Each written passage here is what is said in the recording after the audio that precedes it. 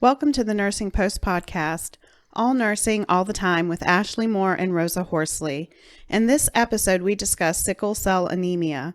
Our goal is always to inform and start conversation. What is sickle cell disease? It's a group of inherited red blood cell disorders. People who have sickle cell disease have an abnormal protein in their red blood cells.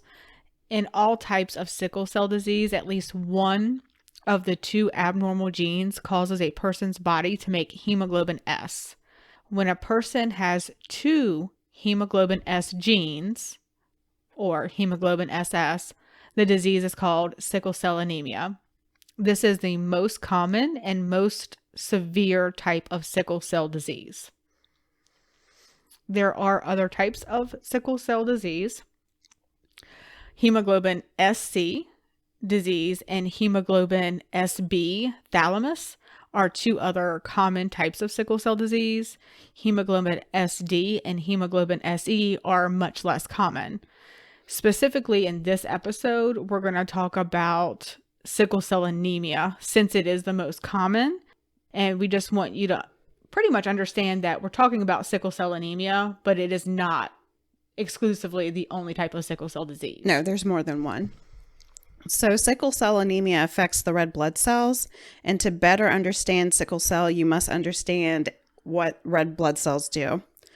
Red cells or red blood cells contain a protein called hemoglobin, which helps carry oxygen from the lungs to the rest of the body, and then it returns carbon dioxide from the body to the lungs so that we can exhale it. Red blood cells typically live for about 120 days. Known for their bright red color, red blood cells are the most abundant cells in our body, making up about 40 to 45% of the blood's volume.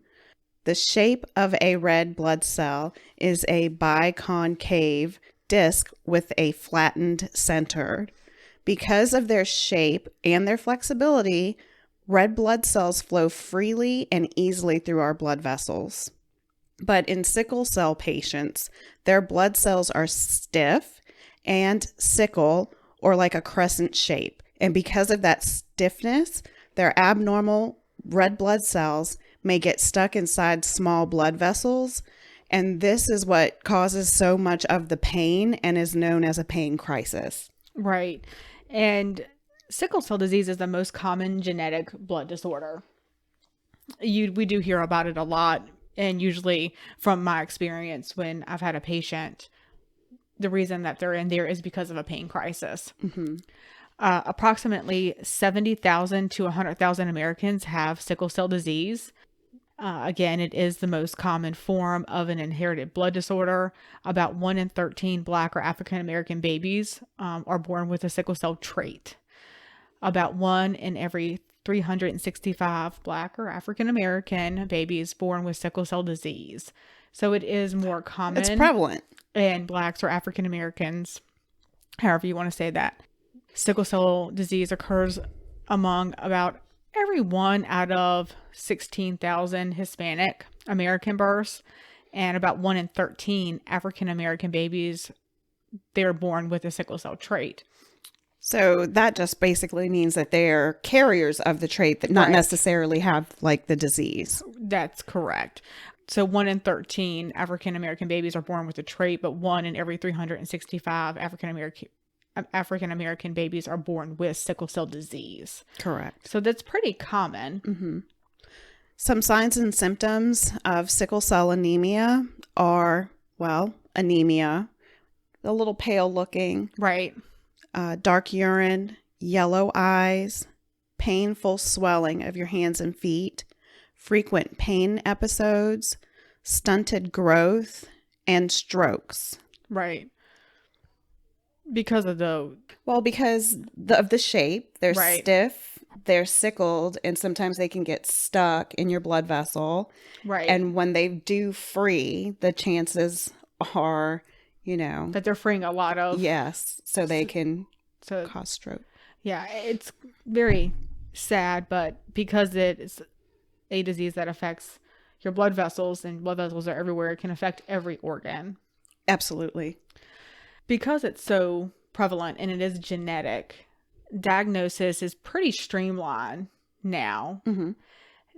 What is done is there is a blood test that can detect the trait.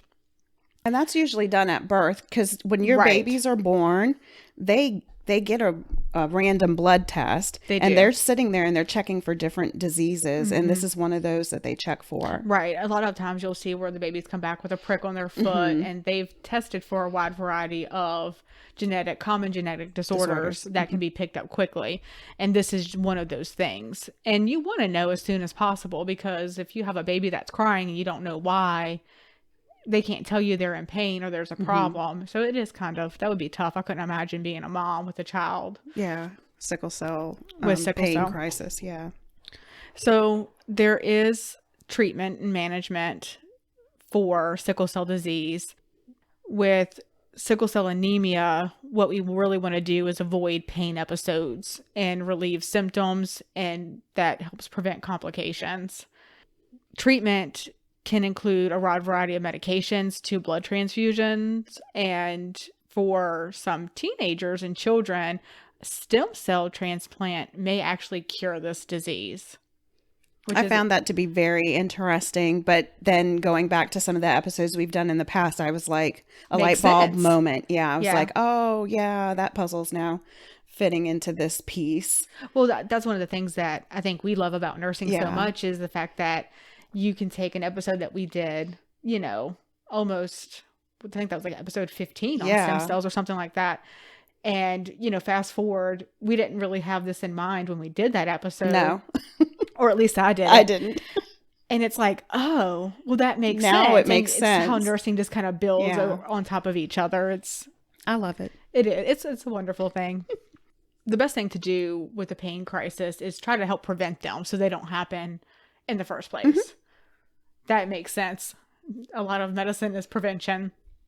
And so children with sickle cell anemia may receive penicillin between the ages of about 2 months until age 5. And this is like a chronic medicine that they would stay on between that age. Mm-hmm. And what that is supposed to do is help prevent infections such as pneumonia, which can be life-threatening to children with sickle cell. So pretty much we're prophylactically treating these Treating it. patients. Adults that take penicillin indefinitely are ones that have had, a reoccurrent history of pneumonia or a splenectomy. And it is very important that children with sickle cell disease get their vaccinations. They're more susceptible to infection. Exactly. I think all children need to be vaccinated. That's my personal opinion. But when you have a child that is more prone to infections, Compromised. If you have a patient, a child, anybody that has a compromised immune system, they should be actually the first ones in line for vaccinations unless it's contraindicated. exactly. The other thing with children is they may need additional vaccinations that most children don't typically get, like a pneumonia vaccination or a meningitis vaccination. Again, we really want to work heavily on preventing. Yeah. There are a couple of medications that you can take, and a lot of these are relatively new medications. So they're making some big strides in sickle cell disease, which is really great. Yeah. They've been trying, and they're still doing clinical studies, so it's not an end. It's not an end of a study. No. It's consistently there's clinical trials for better treatment and management. Hydroxyurea reduces the frequency of painful crisis and may reduce the need for blood transfusion and hospitalizations. It does increase your risk for infection, and you can't take it if you're pregnant. So this was really a groundbreaking medication. It's not new to sickle cell disease. It's something that a lot you'll see your patients on, but it has made big changes with, teenagers and things like that. I've seen some stories and read some stories where kids were having a lot of trouble and then they were started on this medication, and it really reduced the frequency of their pain crisis. Wow. So it was kind of very interesting reads and eye-opening. Andari is a FDA approved or a recent FDA approved medication to treat sickle cell anemia, and it also helps reduce the frequency of pain crisis. Adakveo is another medicine that was recently approved for sickle cell anemia. It is IV. It is supposed to reduce the frequency of pain crisis. There are some side effects, more so for this medicine than others, mainly nausea, joint pain, back pain, and fever. Well, I just want to say that nausea is a side effect to every single medication. Amen. Every single medication. That's so true. And every medicine has side effects. Yes. So I'm more along the line of take the medicine, let's see what happens, versus reading the package insert, which is probably sending a lot of people into a panic attack right now. Yeah, you get anxiety and then you're like, I can't take this because it says this, and that. Yeah, I'm just like, you have that conversation like, okay, I'm on these medicines, I have these other comorbidities. The doctor's like, yep. Then I'm just going to go with it. My sister reads all the package instructions and then she doesn't take anything. And she's like, well, it could cause. I'm like, don't, just stop. Don't Google it and just leave the package insert in the package. I don't even look at it because I'm like, the likelihood of a lot of these side effects happening are low. Yeah, but they still have to disclose it. So that's why they always put it in the fine print. But I'm like, no, I'll just take it. And if something happens, then I'll look. Yeah. Well, you see it on the commercials, the drugs commercials. And it's funny because, I don't know, overactive bladder medicine, they're living their best life while taking it. But then by the end of the commercial, they're speaking so fast, like the Hot Wheel guy from the commercials back in the day with all the fine print. Right. Exactly. Hello. I'm just like, no, I'm more of a let's take it and see what happens kind of person. But oh boy, I give myself anxiety attacks trying to read all that stuff. I'm like, golly, is my bladder really going to be that much of a problem? Am I really going to the bathroom more than I was yesterday? All of a sudden, I'm good. I feel much better. Another medicine that you can take for sickle cell is narcotics. Of course, this is to help relieve pain during a crisis.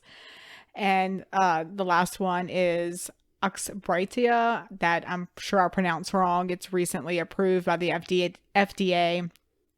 It is an oral medication to help improve anemia with patients with sickle cell disease. And some side effects, of course, headache, nausea, diarrhea, fatigue, rash, and fever. So this, like, honestly, I think that's every side effect of every medicine. Exactly. I was going to say, that's like every single one. Yeah. Yep. So I just kind of wanted to make a point about the narcotics. I feel like sometimes patients who are in pain are not taken as seriously as others, demographically. Sure.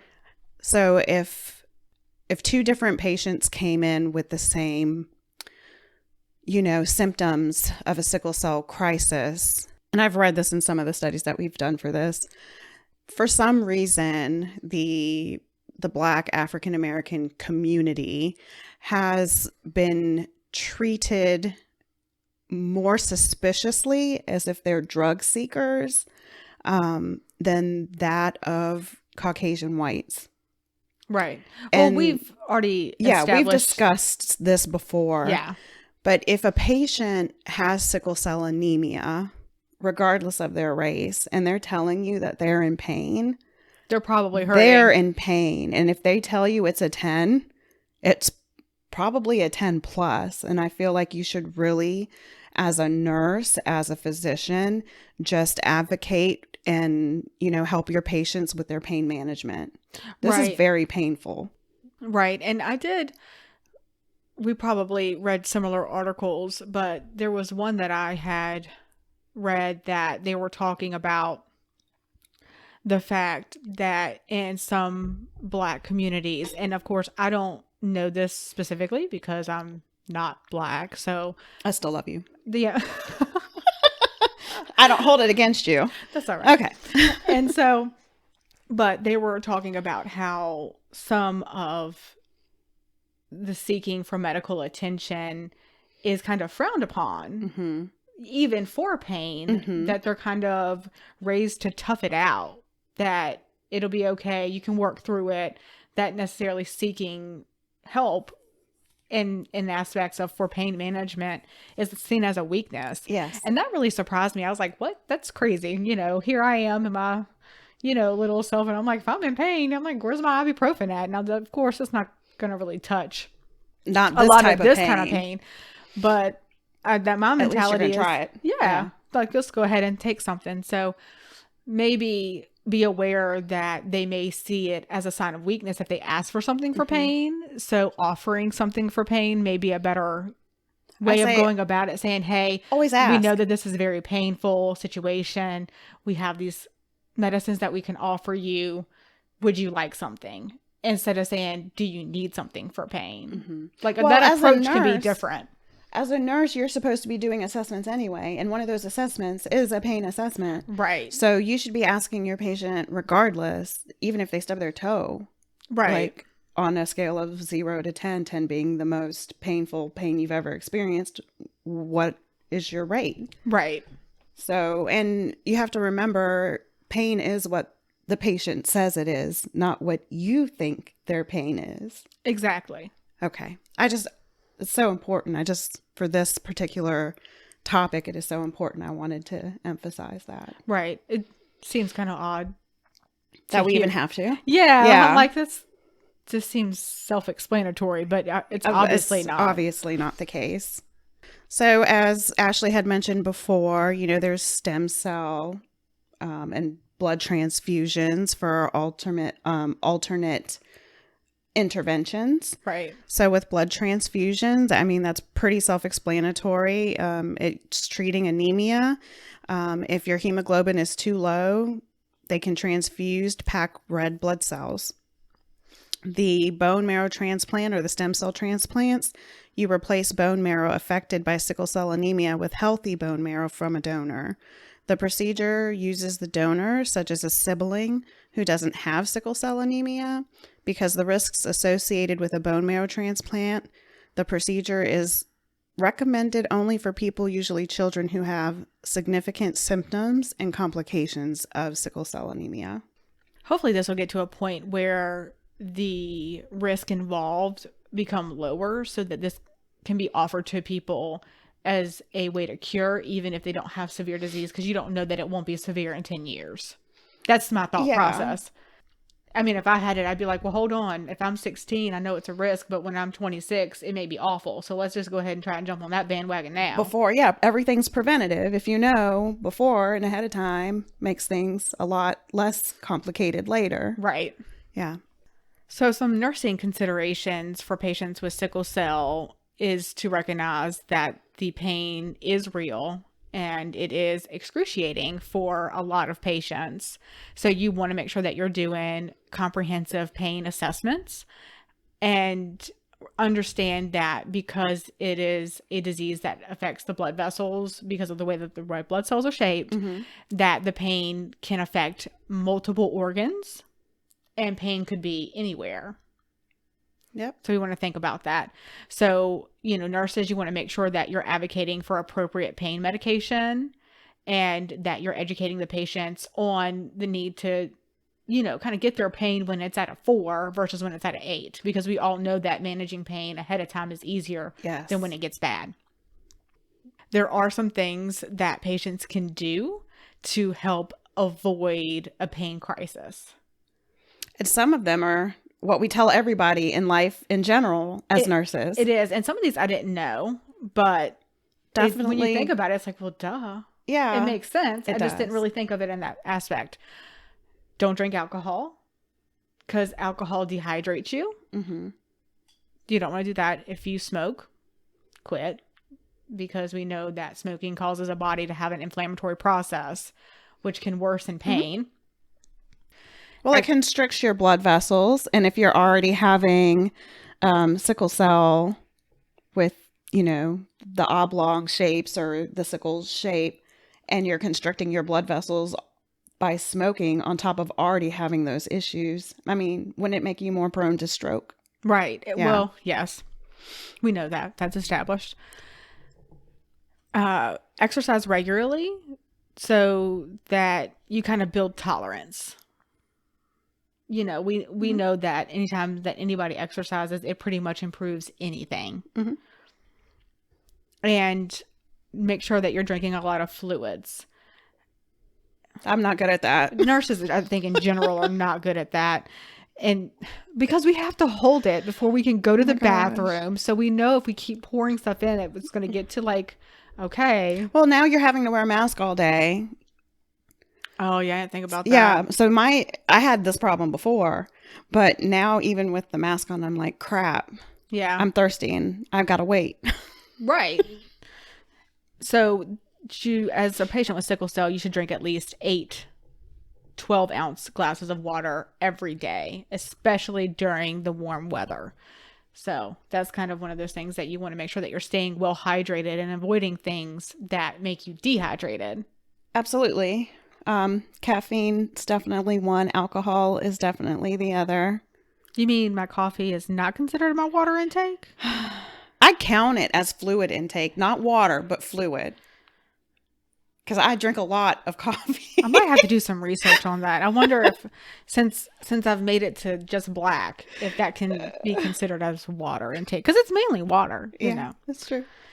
You want to avoid stress, if at all possible. We did an episode recently on stress and the way it affects the body. It was more specifically for healthcare provider stress, but stress affects everybody differently. But if we're constantly in a stressful situation, it does have an impact on our entire bodies.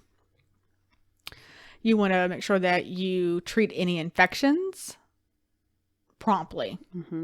And take all of your medication. Yes. As directed. Yes. To not, be susceptible to superbugs. You'll want to tell your provider or your doctor if you're having any trouble with sleeping. Like if you're stopping breathing or snoring when you sleep. That's a sign of sleep apnea. And keeping other chronic illnesses under control. So that way they're not affecting anything. If you're diabetic, you need to maintain your blood sugars in accordance to your doctor's recommendations. If you get pregnant, you want to get early prenatal care. You want to make sure that everybody is aware that, of course, you have sickle cell disease. And only travel on commercial airplanes. This is one that I did not know, but it made sense when I read it. If you have to travel in an unpressurized aircraft, you should talk to your doctor about extra precautions. And that makes sense because, of course, when you're flying, you're constricting and dilating vessels all the time, and so there's a lot that goes into that. So it made sense once I read it, and I can see that. Yeah. And then wear warm clothes outside in cold weather and inside in air-conditioned rooms during hot weather because, of course, the constriction, the blood vessels constrict with cold and heat. And don't swim in cold water. So, again, that was another one that I did not know, but it made sense. It makes sense after you've learned about sickle cell and then you start putting the pieces together. Yeah, exactly. It makes sense. Right. Yeah. But those are things that, as nurses, we want to make sure that we're educating our patients on. If it's hot outside, you don't want to jump into an ice cold pool. As refreshing as that may be, it can cause vasoconstriction, and then that's could lead to pain and pain it might throw crisis. you into a crisis. Exactly. Yeah. So you want to encourage fluid intake. You want to ambulate, which in layman terms means walking. Yep. And using an incentive spirometry unless otherwise indicated. As nurses, you want to conduct neurological assessments routinely in children and adults. Spinal cord injuries can happen in patients who demonstrate neurological deficits. Assess the parents' understanding of what they need to seek care for in an emergency regarding, neurologic symptoms. So you want to teach your parents and patients, the signs and symptoms of a stroke and how to act fast, which, we've talked about on a previous podcast episode. You want to remind patients that a child's poor academic performance may signal neurocognitive defects, and they may need, some testing, Right. maybe even to rule out a stroke, because strokes are common, unfortunately, with people that have sickle cell disease. Even children with Even sickle. children have had strokes. Yes. You also want to stress the importance of, ultrasound screening as well. And most of the time, that's just to make sure you're checking carotids and, blood flow. You want to remind and encourage parents to discuss poor academic performances with their healthcare team. You want to assess patients with frequent ED visits and hospitalizations for the presence of psychosocial health complications in order to identify any who may benefit from social work, psychiatric treatment, or case management referrals. There's a team of people that are there that can help with a lot of these situations or concerns that you have as a parent with a child with sickle cell. So it's just more about knowing who's out there and utilizing your team. Absolutely. Doing your homework. Right. And so if you know that as a person or as a nurse that works with a lot of patients who have sickle cell, like if you work with hematology, you want to make sure that you're explaining this to your families, and more than once, because if they get a diagnosis and then you explain, oh, you have this whole team, they may not have heard anything else after that. So it's bringing these things up and reiterating the fact that there is a team and there are people out there that can help is huge. There's times where I've told a patient something I know several times, and then I say something again like, well, remember, we can do this. And then they were like, well, I didn't really think about it because it wasn't a problem at that time. Yeah. Ultimately, patients who have sickle cell disease, a lot of it comes down to getting better pain management and having good compliance with treatment, and that will improve a patient's quality of life. There is active research on gene therapy to actually try to isolate the gene that causes sickle cell disease, and hopefully once we can isolate that gene, we can find a cure for all patients who have sickle cell disease, which is the ultimate goal with any chronic illness. Absolutely. That's why they do the clinical researches and the funding for the research. Right. Yeah. As always, we will link our references on our website, www.thenursingpostpodcast.com. We would love for you to join the conversation and leave your comments and suggestions. Please be sure to subscribe to our podcast. You can listen to us on your favorite platform, and you can also follow us on social media. Thanks again for listening to The Nursing Post.